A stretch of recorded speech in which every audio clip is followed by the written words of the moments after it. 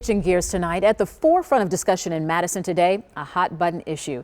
Should transgender athletes be allowed to play in the gendered league they identify with? But a proposed bill would require athletes to participate in leagues designated that is, for people's assigned gender. Shaun Gallagher joins us now with more on how this conversation played out today.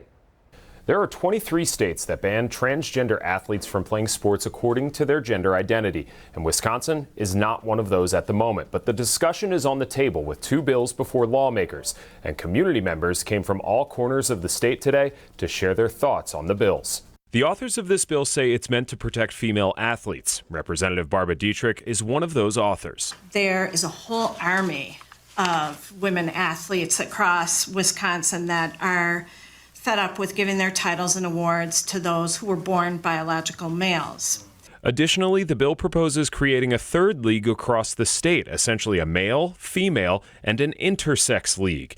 There were a handful of people who support Dietrich's bill, like this former Division III athlete. And some days during practice, I would run with the men's cross-country team for more of a workout. And it was more of a workout for me, not them.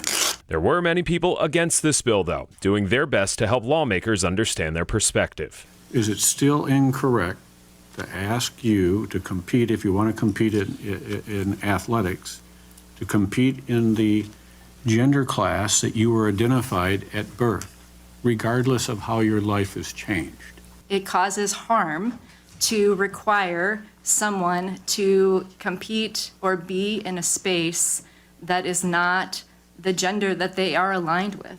Like Beck Street, who says creating a third league would other transgender athletes.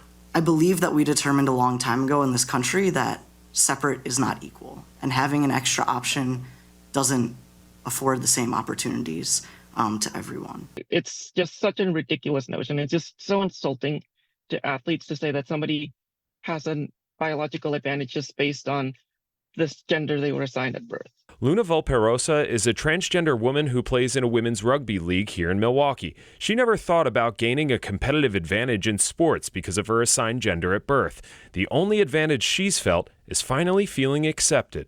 It's validating. You know, it's validating to be seen as a woman athlete and not a trans woman athlete. And it's ridiculous to me that people get this up in arms over a hobby and would try to exclude people who are just trying to live their best lives. Lawmakers still have to vote on these bills, but it should be noted that Governor Tony Evers said he will not sign this bill into law if it crosses his desk.